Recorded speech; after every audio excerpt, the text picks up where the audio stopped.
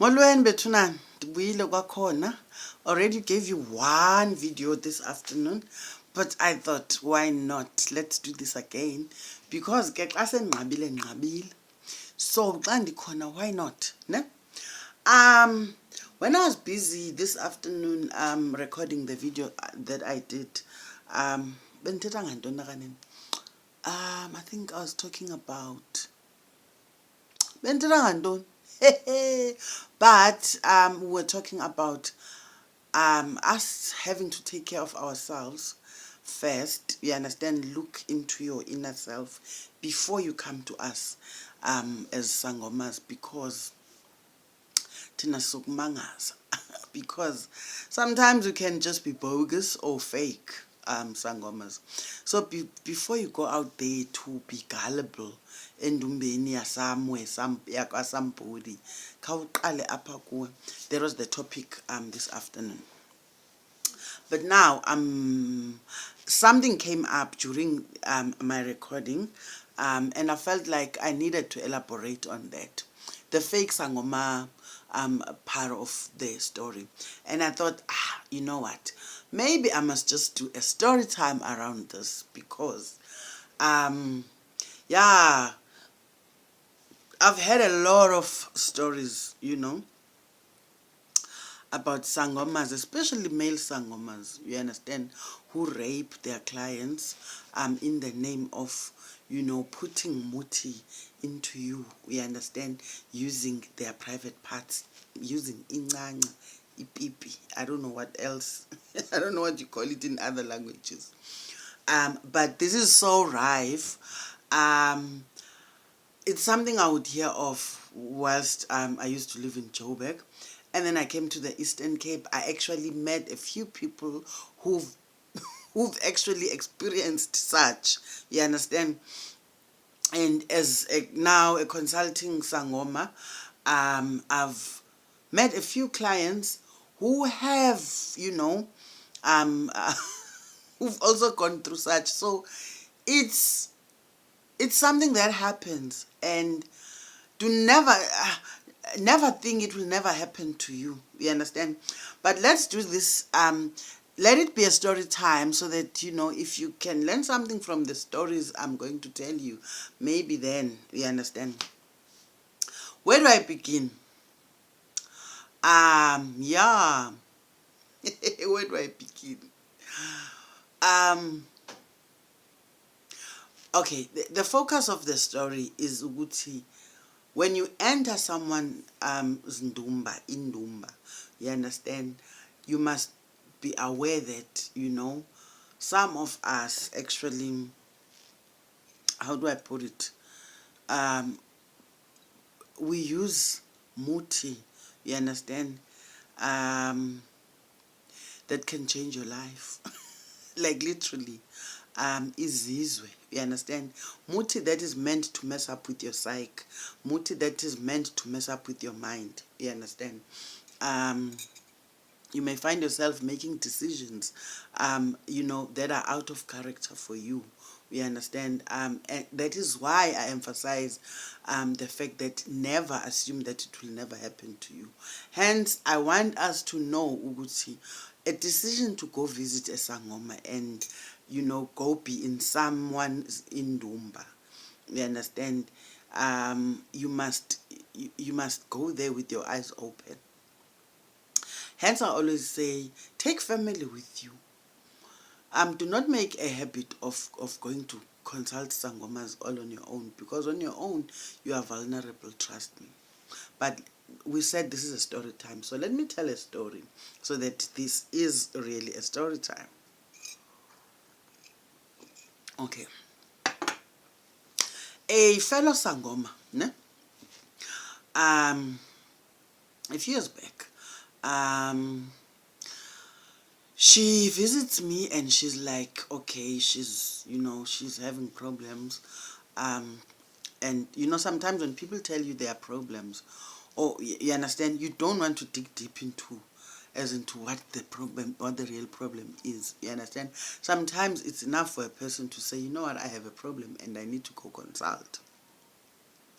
So a friend, was visiting and was like, you know what, I'd actually like you to help me. I need to go consult, you understand, Mr. Soren. So I won't mention Mr. Soren so by name because he's a well-known, now I call him fake, but he's a well-known sangoma within, you know, the streets of the Eastern Cape. Ne? Somewhere there by uh, somewhere there by Berlin. Yeah, so a friend is like, okay, because I have transport, so that place, when you go there, you must be prepared to actually spend a whole day because the queues can be so long. And I tell you, this is a warning. The minute you find a place, like you go to a place to consult a sangoma and the queue is as long as, when you are going to a clinic, a public clinic, mina for me, that's already like, you know, I'm not saying idlozi. Amadlozi awafani mhlambe lami lazy, you understand? Abanye abantwana, they are brought 100 clients a day, but really? But anyway, so we went on this specific day. Sahamba shem. Ekuhambeni kwethu ke. We got there. Of course there was a queue. But because sometimes you find a way, we understand, of beating the queue. So me and the sisters, we found a way to beat the queue. And because at the end of the day we are siyizinyanga efolayo queue, I mean really now ngaba useyona inyanga phela.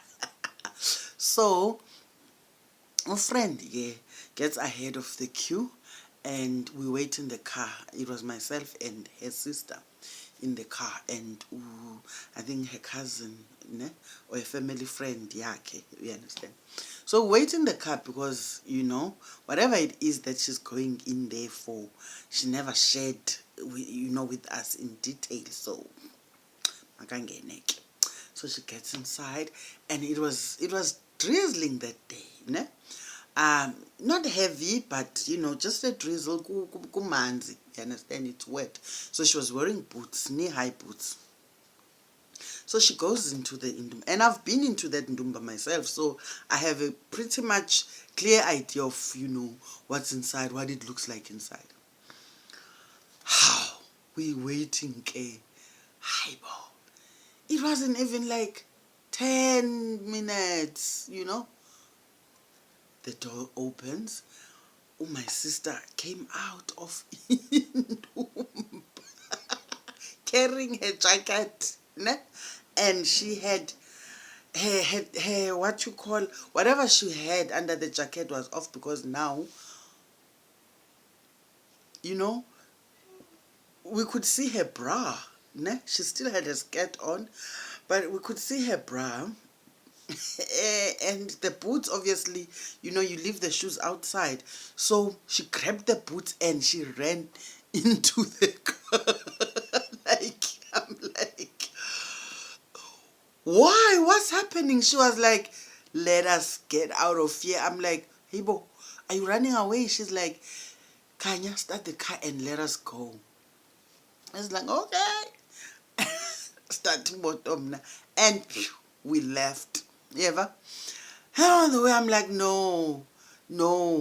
I need to hear what happened in there. I need to know. Just now, will be followed by police. You understand that? And I'm not be like running away without even knowing why I'm running away from police. Tell us what happened. She's like, yo, guys, I'm still shocked.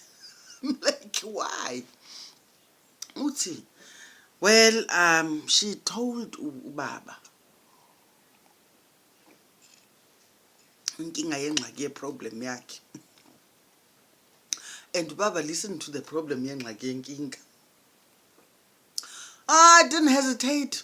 Ne? Auntie, he came close to her and touched her hands. You understand? Rubbed her hands, promising her it will be okay. And then as soon as she was, rubbing her hands, she was also rubbing her face. And then she was like, I was lost. I didn't know what was happening now. She was like, but I'm not even crying. Why is he consoling me? And then she says, he said, you see that read met there. Ucansi, alibona ukhuko pha emva kwecango. He was like, you need to lie there. I'm going to help you. And please don't be scared. Because what I'm going to do to you, I know it might seem scary, but I've helped a lot of people in this way. You understand? Basically to save their marriages. So don't worry about it. Just know, when we are done, you will be sorted. So she's like, he's not even saying what exactly we are going to do, or I am going to, or he's going to do to me on the mat. So she's like, okay, I went to the mat. And then he was like, you have to take your clothes off. And she's like, oh, okay. And then she started, waqala waqiza. Uthi, something said, look at him, like look behind you. And she's like, I looked behind me. And I was like, oh man, oh busy, like, like getting ready. Wow. I'm like, you are joking. She is like, as soon as I saw that, I knew exactly what was about to happen. And I was like, she's like, I am not having that happen to me. She's like, you know what? I was like, I don't care if I never get a solution to my problem, but not in this way. So she ran away. And no one followed. You understand? No one came after her. So I was like, wow, that is so unlike him. You understand? Imagine, I know this man. I've consulted with him myself. So I was like, he can never confirm umuntu. Yeva, kutsho kuthiwa umuntu akaconfirm, but in that way. So the very same man, another friend of mine, tells me the same story. Her friend is like, she went there with her husband. They went there with, they were having problems, obviously. And then Ugai gave advice and was like, okay, I'm going to help you, but your wife needs to come back. You understand? I will need to see her again tomorrow. So, they agreed. And then they exchanged numbers. He was like, you need to take my numbers. Oh, maybe I must take your numbers because I'm not sure what time I will be in tomorrow. So there was an exchange of numbers in front of the husband. And then Ugel is like, Haibo. And then the whole day, Ugai is like texting me, Uguti, how about we change the venue? You understand? Don't come to Endumbeni. We can meet at, a BNB somewhere.